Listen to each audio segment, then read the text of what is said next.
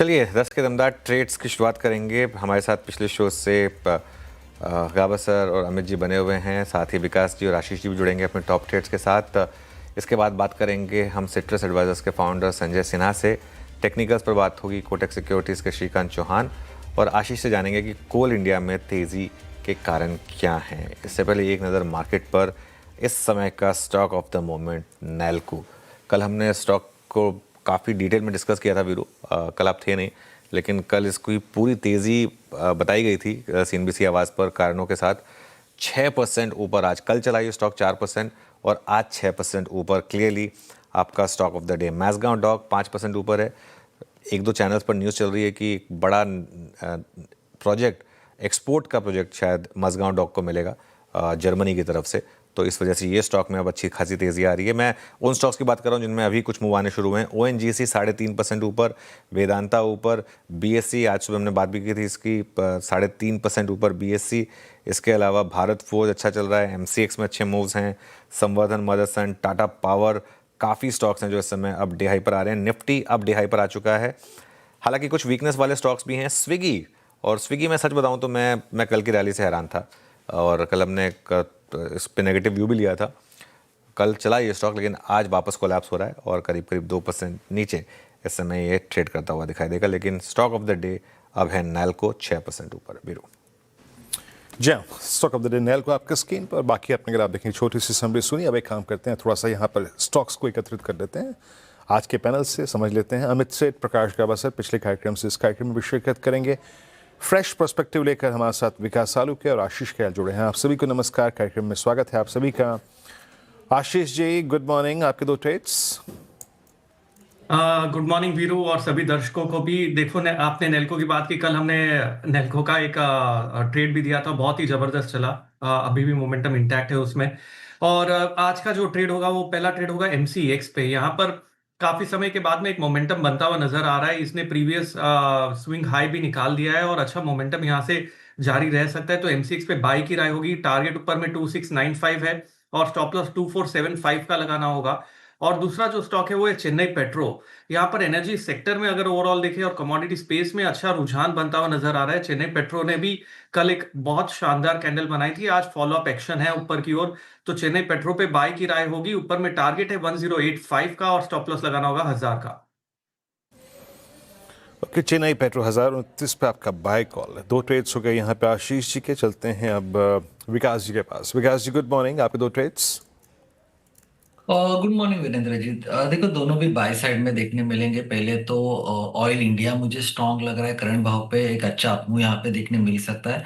ऊपर में एक अच्छी रेंज यहाँ पे देखने मिल सकती है। इस काउंटर में 514 के आसपास के टारगेट यहाँ पे आते हुए देखने मिल सकते हैं।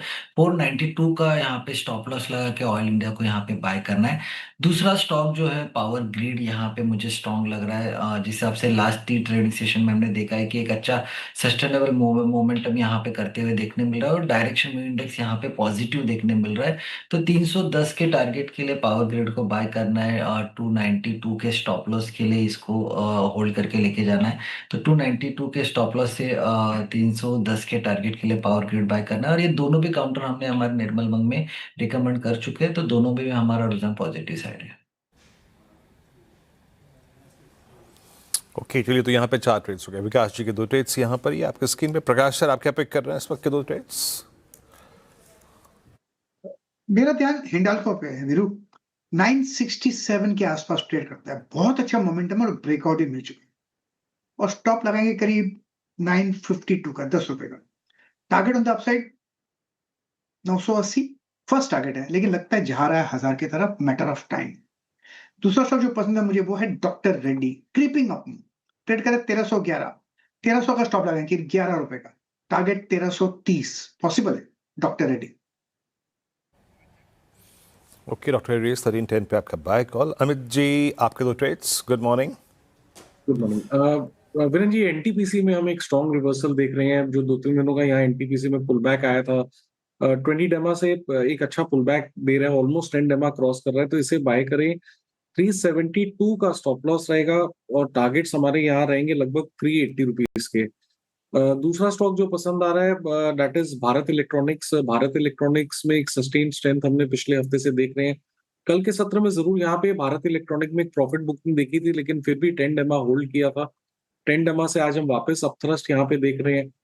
तो 450 का स्टॉप लॉस लगेगा और टारगेट्स रहेंगे 465 के।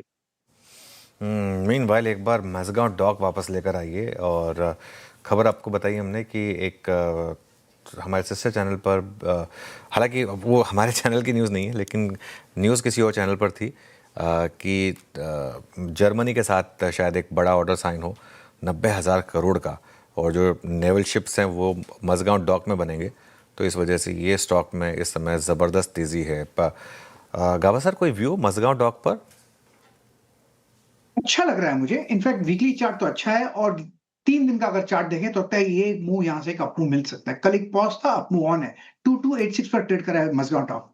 स्टॉप लगाएंगे करीब 2200 का, थोड़ा डीप है 86 रुपीज का, लेकिन टारगेट भी थोड़ा हाई होना चाहिए, वो होना चाहिए 22,400 का। हो सकता है 1-2 दिन लगे लेकिन पॉसिबल है 2400 जाने का। और भी हाई जोन दिख सकते हैं क्योंकि स्ट्रक्चरली यहाँ से एक अच्छी जगह है बाउंस करने की अगर करना है तो।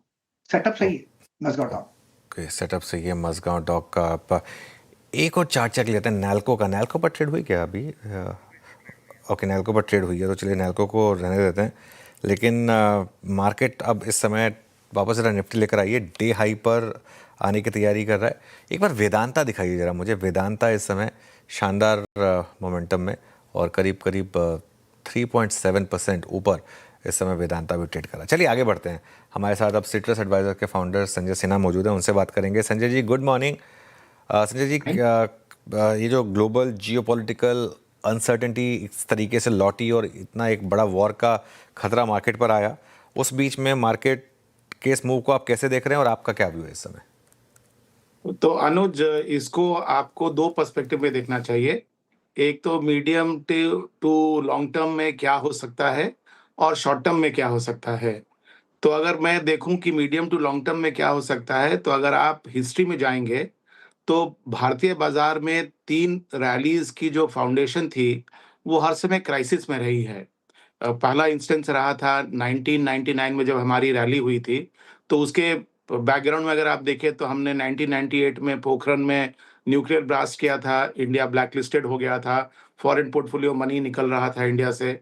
उसके बाद 1999 में कारगिल के साथ हमारी लड़ाई हुई, लेकिन इसके बावजूद एक रैली की फाउंडेशन उस समय सेटअप हुई, जो कि करीब-करीब 1 साल के अंदर भारतीय बाजार को 80% ऊपर ले गई थी।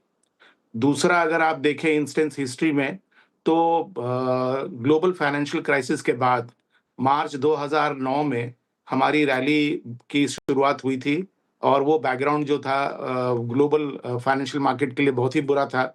लेकिन वो रैली जो हुई, उसने साल भर में अपने निफ्टी को 120% ऊपर ले गया। और तीसरा बहुत नियर टर्म इंस्टेंस है 2020 में कोविड क्राइसिस के बावजूद हमारे मार्केट में एक रैली हुई और वो रैली भी चल रही है, ऐसा मेरा मानना है। तो अगर आप हिस्ट्री में देखें तो एडवर्स सिचुएशन जो है वो एक रैली की फाउंडेशन सेटअप करता है और मैं समझता हूँ कि ये जो अभी की घटनाएं हो रही हैं, ये पिछले 1 साल से जो घटनाएं घट रही हैं, जैसे कि टैरिफ इम्पोजिशन, अगर आप उससे भी पहले चले जाएँ तो सितंबर 24 में जो हमारा पीक हुआ और उसके बाद अप्रैल में टैरिफ इम्पोज़ हुआ और अगस्त में हम पे 50% टैरिफ लागू हो गया। ये सारे नेगेटिव इवेंट्स का प्रॉब्ली ये ईरान का जो कॉन्फ्लिक्ट है, वो एक क्लाइमैक्स है और मैं समझता हूँ कि एक एंड्यूरिंग लॉन्ग टर्म रैली की शुरुआत ये कर सकता है।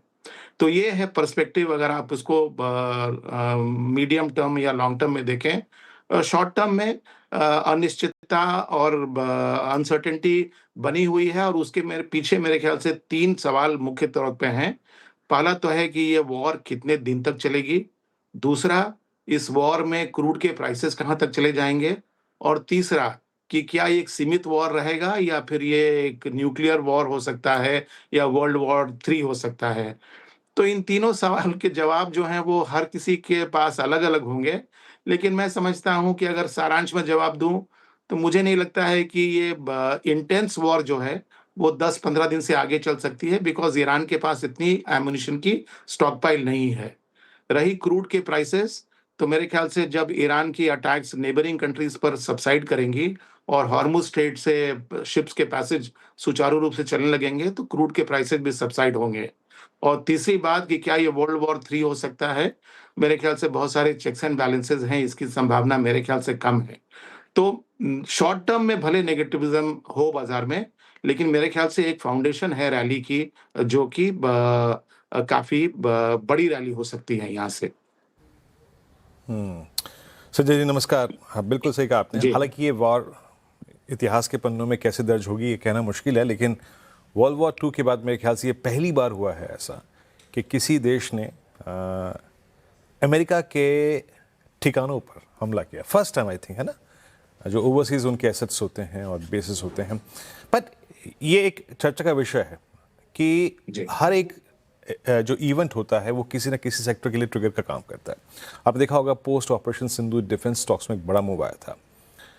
ये जिस तरीके से इस सिंगल वॉर ने देशों को लपेटा, लगभग 9-10 देश इसके ग्रिप में है अभी।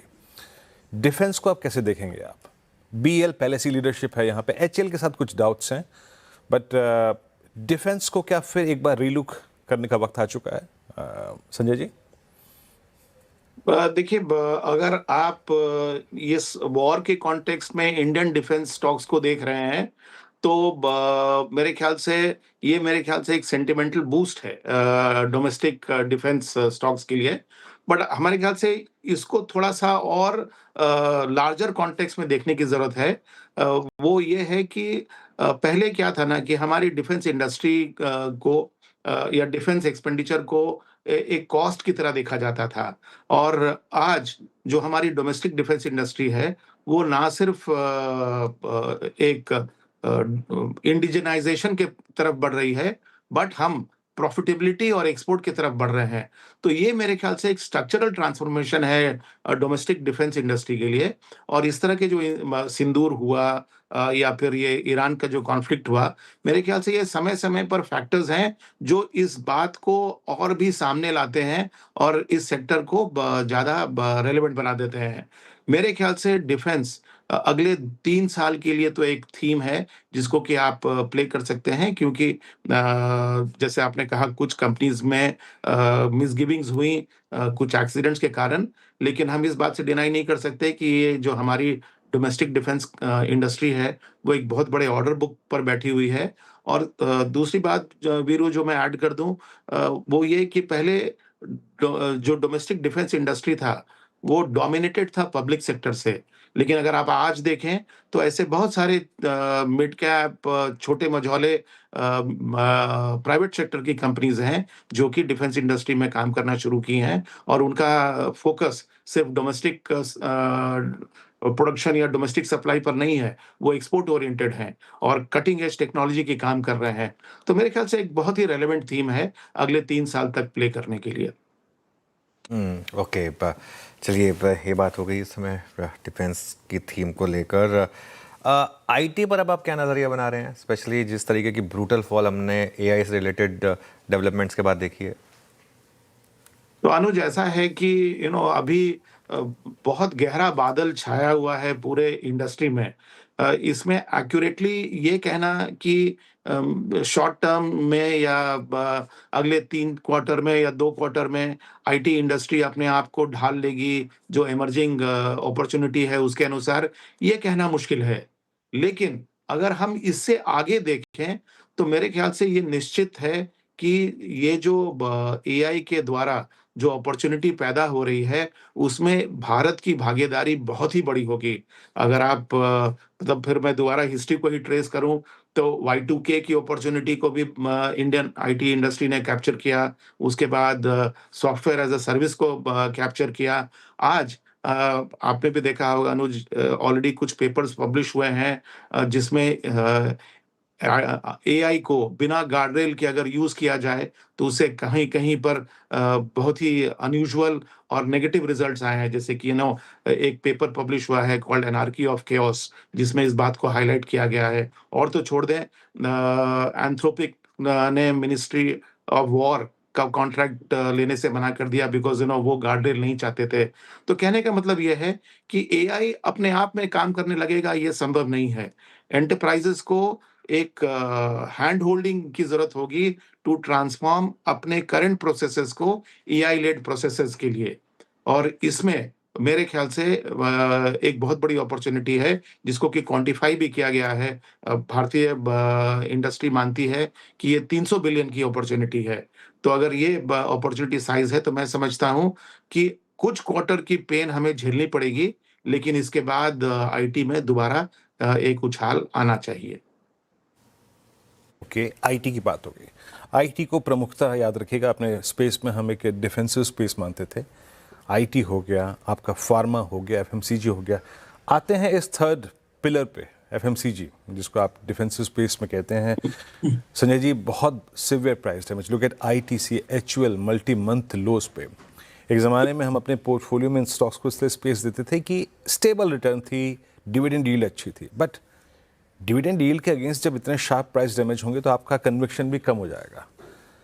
1.5 साल 2 साल हो गए इस स्पेस में पैसा नहीं बना, कंप्लीट कोलैप्स। आपका व्यू क्या है एफएमसीजी पे इस वक्त?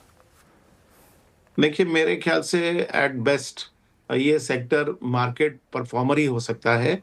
ज़्यादा संभावना है कि ये ओवरऑल मार्केट को अंडर परफॉर्म करेगा, क्योंकि वीरू वो ज़माना दूसरा था जहाँ पर आपके पास डिफेंसिव अपॉर्चुनिटीज़ लिमिटेड थे एफएमसीजी सेक्टर तक ही, या फिर कुछ एक्सटेंड करें तो फार्मा में। आप अगर आज डिफेंसिव चॉइस लेना चाहें तो आपके पास सेक्टोरल चॉइसेस बहुत ज़्यादा हो गए हैं। टेलीकॉम भी एक डिफेंसिव सेक्टर है, आईटी जैसे आपने कहा वो भी एक डिफेंसिव सेक्टर है। तो अगर मुझे अपने पोर्टफोलियो में पैसे एलोकेट करने हैं, तो मैं उन सेक्टर्स में पैसा डालना पसंद करूँगा जो कि डिफेंसिव तो हैं, लेकिन उनमें कुछ ग्रोथ की संभावना मुझको दिख रही है। उसके कंपैरिज़न में अगर आप देखें तो वॉल्यूम ग्रोथ अब डोमेस्टिक एफएमसीजी में बहुत ही लिमिटेड स्केल पे होगी, और वो थोड़ी-सी आप समझें तो अपॉर्चुनिस्टिक होगी। जैसे कि अगर अभी रूरल कंजम्पशन अगर सुधर गया तो थोड़ा-सा वॉल्यूम ग्रोथ होगा। लेकिन जिस वैल्यूएशन पर ये कंपनीज़ ट्रेड कर रहे हैं, उस वैल्यूएशन पर आपको इनको री-रेट करने की संभावना कम है। तो यानी कि अगर प्रॉफिट ग्रोथ ही अगर मान लीजिए कि एट बेस्ट डबल डिजिट में हुई और वो भी मिड टीन्स के अंदर हुई, तो फिर आप इसको कितना इसमें से आप मुनाफ़ा कमा पाएँगे। इसलिए मैं समझता हूँ कि ये मार्केट अंडर परफॉर्मर रहेगा। अगर बहुत अच्छा रहा तो एट बेस्ट मार्केट परफॉर्मर ही हो सकता है। ऑल राइट, संजय जी बहुत बहुत शुक्रिया आज हमारे साथ जुड़ने के लिए और अपना समय हमें देने के लिए। अब आगे बढ़ते हैं। कोल इंडिया में अच्छी तेजी है, 3 सत्रों में करीब 9% का जंप आया है। क्या हुआ ऐसा, आशीष से समझते हैं। आशीष, गुड मॉर्निंग।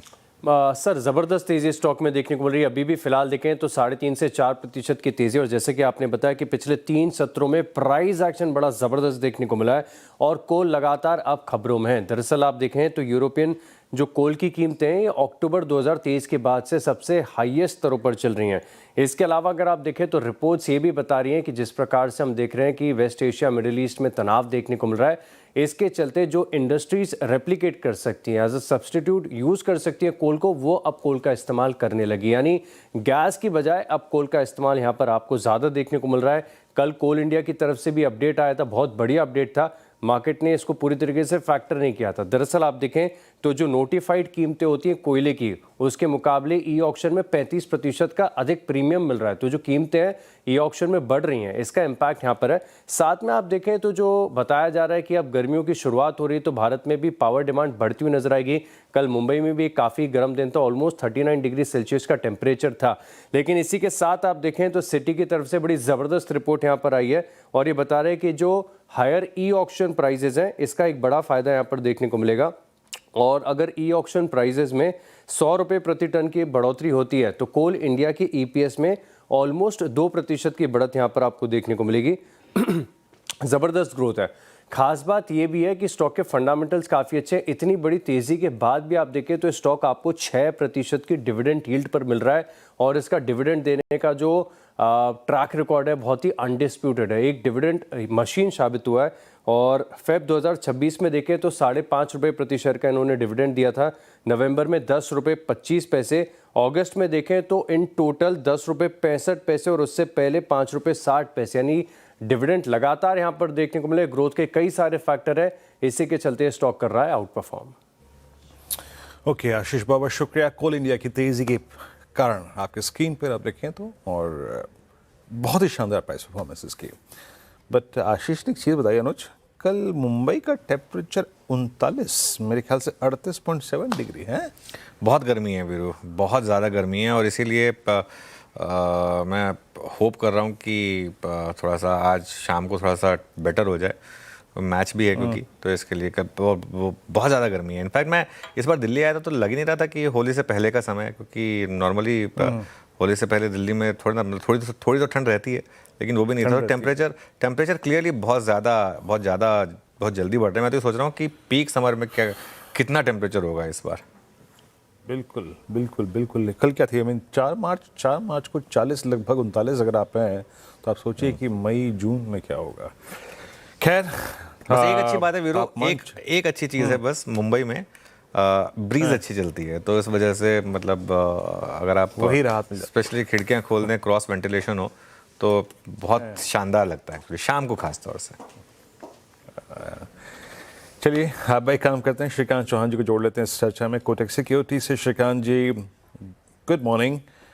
बाजार आज स्टेबिलिटी आई तो नहीं है, बट शायद लोकेट करने की कोशिश कर रहा है, बट आई थिंक उस स्टेबिलिटी फैक्टर को जो चैलेंज कर रहा है that's Nifty IT once again 1% नीचे। मार्केट्स पे आपका व्यू और आज क्या चीज कर रहे हैं आप स्टॉक स्पेसिफिक होकर, Shrikant ji? Good morning Virendra, good morning Anuj ji. तो बिल्कुल निफ्टी जो है वो थोड़ा स्टेबल होने की कोशिश कर रहा है, लेकिन सस्टेन रैली होगी ऐसा तो बिल्कुल नहीं लग रहा है, क्योंकि काफी डीप सेलिंग हमने मार्केट में देखी है। तो हमें लग रहा है कि ये एक बड़े सेल ऑफ के बाद का एक बड़ा पुल बैक है, और ये पुल बैक शायद थोड़ा और एक्सटेंड हो सकता है, मे बी 24,700 750 तक। लगता है कि मुझे कि वहां तक एक बार रिबाउंड आ सकता है। बट इंडेक्स से ज़्यादा मुझे लगता है कि हमारा फोकस होना चाहिए स्टॉक्स के ऊपर, वहाँ पे तेज़ी बन सकती है और उन्हीं के बेसिस पे कुछ काम करना चाहिए। लोअर लेवल्स पे 24,500 ये एक इम्पॉर्टेंट सपोर्ट वर्क करेगा। 24,500 के नीचे हमें लगता है कि और भी वीकनेस गहराती हुई नजर आएगी। स्टॉक्स में अगर बात करें तो मेटल्स में नो डाउट मोमेंटम है, और वहाँ पे ही मुझे लगता है कि और तेज़ी बन सकती है। वेदांता हमें अच्छा लग रहा है, ये 730 के करीब ट्रेड कर रहा है। यानी कि वैसे स्टील भी चल रहा है, एल्यूमिनियम भी चल रहा है, लेकिन डाउनसाइड लिमिटेड लग रहा है वेदांता में। तो वेदांता को करंट लेवल से 730 731 के करीब खरीदे। यहाँ पे जो स्टॉप लॉस रखना है वो रखेंगे हम 715 का। हमें लगता है कि वापस तेजी बनेगी तो ये स्टॉक 750 से लेकर 760 के लेवल्स दिखा सकता है। इसके अलावा एक ऑटो सेक्टर में हमें लगता है कि सस्टेन्ड एक्टिविटी देखने मिल सकती है, और टीवीएस मोटर्स यहाँ पे कुछ लॉन्ग की पोजीशंस बनाए 3770 3780 के करीब ट्रेड कर रहा है। अगर यहाँ पे खरीदते हैं तो स्टॉप लॉस होना चाहिए 2720 का, और टारगेट्स नजर आते हैं 3900 3950 के। ओके, चलिए, तो ये बात हो गई कुछ ट्रेड्स की। Shrikant ji good morning. एक व्यू लेना चाहूँगा आपसे, ये पावर इंडिया या हिटाची, इस पर कोई व्यू है क्या, या कोई और पावर स्टॉक? आज अच्छी रैली है पावर स्टॉक्स में। तो देखिए यहाँ पे पावर स्टॉक्स में अगर देखा जाए तो जो एक सस्टेन्ड एक्टिविटी नजर आ रही है वो है एनटीपीसी में।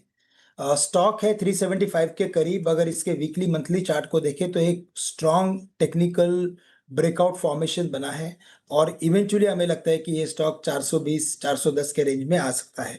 तो एक ये अच्छा लग रहा है। बाकी इसके अलावा मुझे लगता है कि कोल इंडिया पे फोकस करना चाहिए, और ये भी एक अच्छे ब्रेकआउट में है। इनफैक्ट पिछले ऑलमोस्ट 7-8 वीक से एक रेंज के अंदर ये ट्रेड कर रहा था, लेकिन आज कॉन्फिडेंटली 440 के लेवल को उसने क्रॉस किया है। तो यहाँ पे हमें लगता है कि ये तेजी बरकरार रहेगी, और ये भी स्टॉक वापस से एक बार अपने प्रीवियस साइज के करीब जा सकता है, विच इज अराउंड 470 490। तो कोल इंडिया और एनटीपीसी, ये दो स्टॉक्स पे फोकस करना जरूरी है। ऑलराइट, चलिए श्रीकांत जी बहुत बहुत शुक्रिया आज हमारे साथ जुड़ने के लिए। चलिए, मार्केट कोशिश कर रहा है, लेकिन दिक्कत आ रही है वही 24,600 से 650 के जोन में। एक हफ्ते पहले तक ये 25,600 650 था, अब 24,600 650 हो गया लेकिन दिक्कत यहीं पर है। चलिए, इस शो को समेट लेंगे और इसके बाद श्रेया और कंचन आपके लिए लेकर आएंगे ट्रेडर्स हॉटलाइन।